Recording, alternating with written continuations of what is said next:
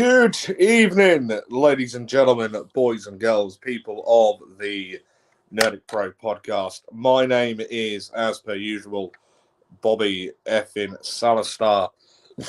Excuse me, and welcome back here to YouTube.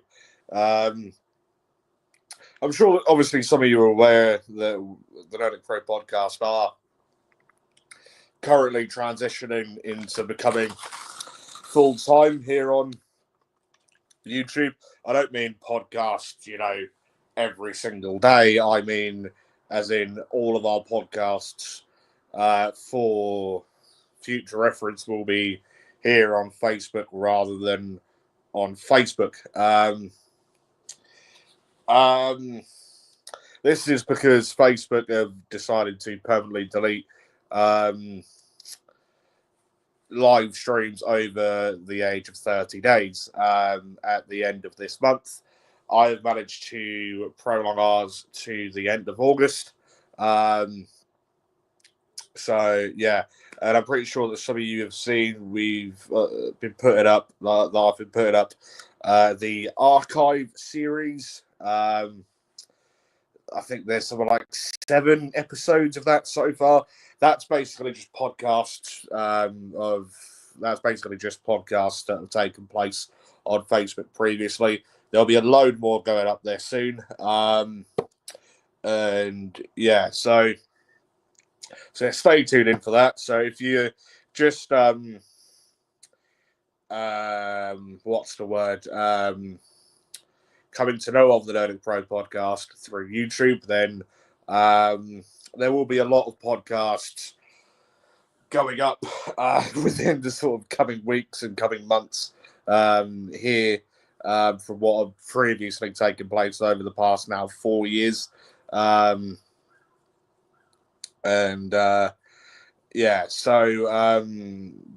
obviously we want to keep them and keep them afloat and what have you, as the amount of time that myself, Richie Stewart, Ian, Tommy, and everyone who's been on podcasts before have put in, is just mental. And it'll just be like an absolute waste to throw everything away.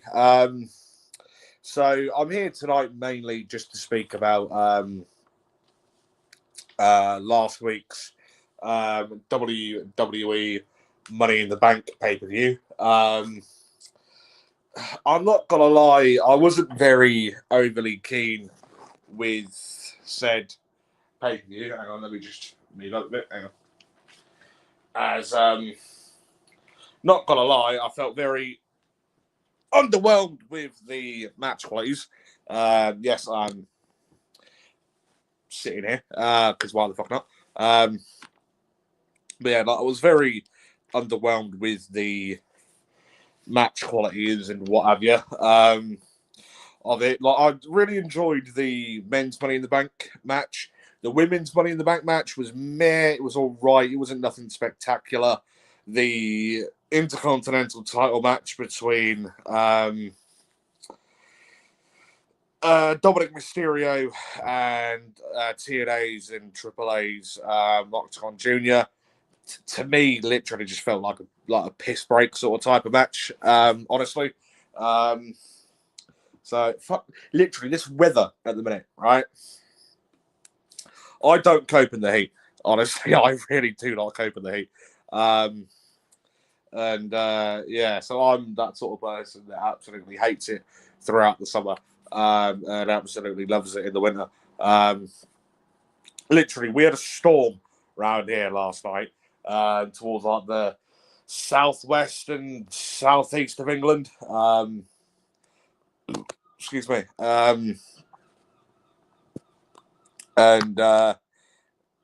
Literally, we had something like 100 and some odd thousand thunder and lightning strikes and what have you. We normally get that in the space of a year. We literally had that in like the space of like a 12-hour period. And now, right, it's literally God knows what degrees outside. And as I was saying, I absolutely hate the heat. But yeah. Anyway, so it started off like in the arena where they were in Los Angeles, quite empty. Where the fuck did I put the remote there? Yeah, it started off like quite empty, but as the show was sort of going on, it looked like the arena was sort of like starting to fill up a fair bit more. Um, and yeah, so yeah, obviously because they had Worlds Collide that day, NXT and AAA Worlds Collide, um, which I've only watched a couple of matches on it. I've not watched the full thing. So far, it's so good. So yeah, I'll do a review of that when I get round to watching the full show. I've got notes of it in one of the other notepads down there. So yeah, and then I keep on saying I'm going to review the Maple Leaf Pro shows. So Scott D'Amore's new promotion. So the um, Signify, or what the fuck was it called? Fortune and Excellence or something. Back in October because they're doing 2 night events. So the one from October and the one from quite recently. So yeah, I'll be doing a review of that of them as well. So that's 4 shows. So yeah, then there's a load of Pro Wrestling Noah shows that I need to do podcasts on, and yeah. So but yeah, yeah. So I'd imagine that quite a few people were traveling from obviously both from the arena that Worlds Collide because they were doing them in 2 separate buildings. So I'd imagine that people were travelling from the place where Worlds Collide was taking place to where Money in the Bank was, as you were able to tell in the women's Money in the Bank ladder match, which was the opening match. That the arena was literally near on empty, and it looked quite bad, really, because literally straight opposite the hard cap, there was literally like hardly anyone there. Um, and yeah, so but yeah, it was to start off the women's Money in the Bank match was meh. You know, it was an opening match. You know, can't really complain at that. You know, I predicted for Rhea Ripley to win. You know, I'm not annoyed she didn't win. You know, because I do believe that Naomi winning it kind of does make sense. You know, as she's obviously just recently turned heel for the first time in best part of a decade. If you remember when she was in that little mini sort of trio group with Tamina and Sasha Banks, who's obviously now Mercedes Moné. I've got someone in my eye. It was Mercedes Moné now. In BAD, Beautiful and Dangerous, I believe they were called. And obviously they were heels then. So Naomi was a heel then. And yeah, and obviously she's recently turned heel a few months back and had a sort of pretty decent sort of feud with Bianca Belair and Jade Cargill. So I think that they are trying to build Naomi up into being the top female heel on SmackDown. There's obviously the top female heel on Raw. I wouldn't say in WWE, but the top female heel on Raw at the minute would probably be Liv Morgan, stroke Becky Lynch at the moment. So yeah, I've obviously got a feeling she's going to end up cashing in on Tiffany Stratton soon. You know, well, could she be the first female to not have a successful Money in the Bank cash in? Because every single person that's held the women's Money in the Bank briefcase, the Money in the Bank contract, when they've cashed it in, they've had a success at cashing it in. no one's actually lost their cash-in opportunity.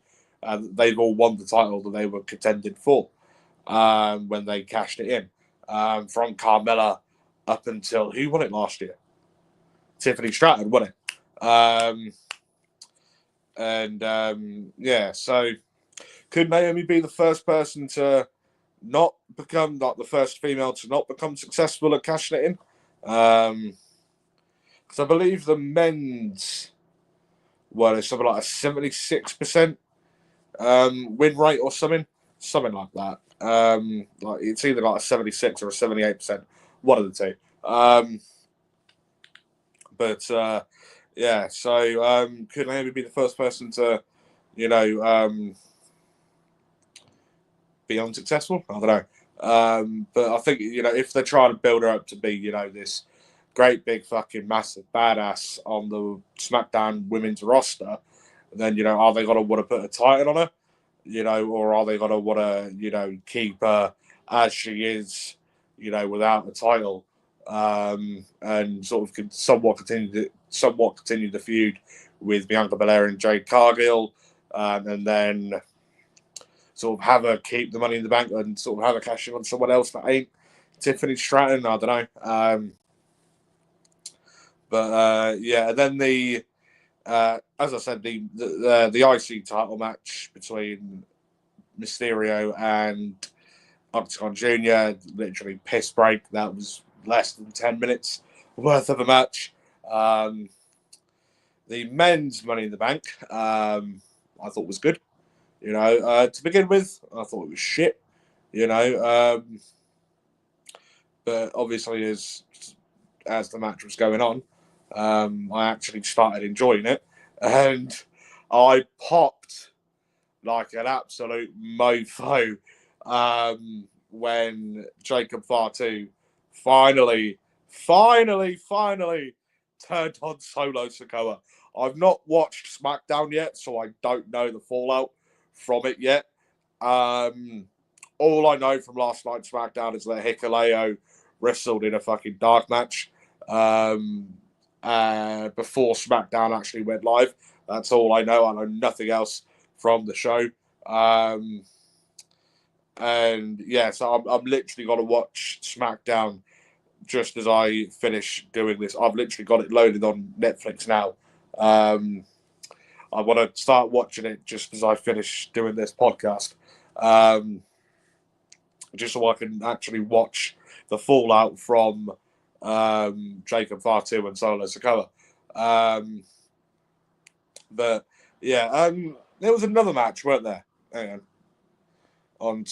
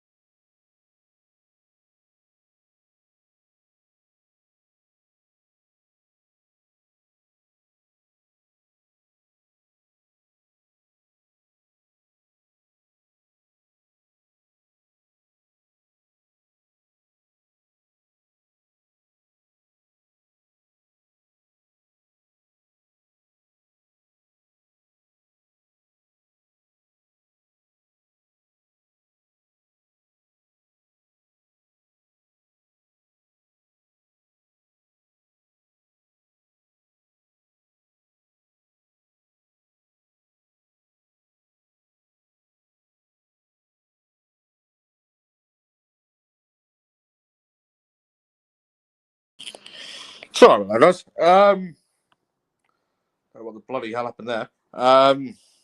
Yeah, I was literally just speaking about Becky, and yeah, I completely forgot that she was in a match at Money in the Bank, because that's when she beat Lyra for the Intercontinental title. But yeah, so Becky and Lyra, I thought was good. You know, it wasn't shit. It was, again, pretty decent match. But as I said, during the men's Money in the Bank, I thought match of the night. I personally thought, um, but yeah, as again, I was so happy to see Jacob Fatu finally get it on against Solo Sikoa. I'm literally quite excited now to watch SmackDown. So yeah, and then R-Truth, Ron Killings in the main event. Oh my God, he's back! He's back! He's back! He's back! Right. So one thing that I want to know: was it a work or was it not? Because people have said, there have been insiders at WWE that have said that he was. So this is R-Truth, Ron Killings, that he was genuinely actually released from WWE. However, he had been ignoring WWE officials and the relevant people to bring him back. He had been ignoring their texts. He'd been ignoring their calls. He'd been ignoring their emails. He'd been ignoring this, that, and the other, and all other relevant forms of contact, right? However, it was apparently only sorted 3 days before, right? So that would have been Wednesday, right? And he got released on Sunday, right? Last Sunday, right?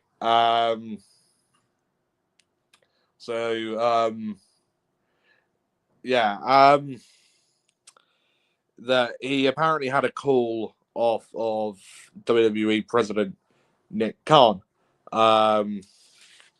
to ask about bringing him back, and he had apparently accepted to come back because of the whole sort of online protests going on of what was the hashtag? We want truth or something, which went fucking viral as fuck, from what I'm aware, and yeah, so it was.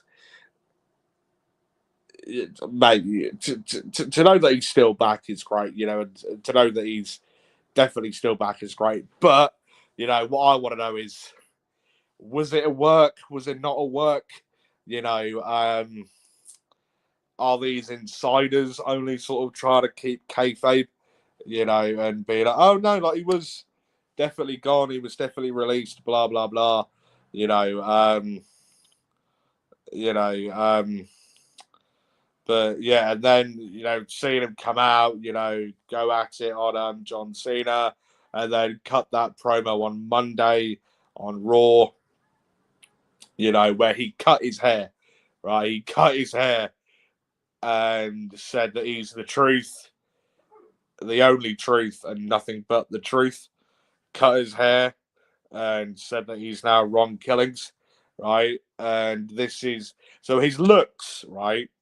Was sort of giving me when he was Ron Killings in TNA back in the day, when TNA was still an affiliate of the NWA, the National Wrestling Alliance. And yeah, but now I can't be the only person that thinks that his new hairdo sort of thing, is giving off Minoru Suzuki vibes. I can't be the only one. Like, he does his sort of zigzags in his head, right? Like in his hair.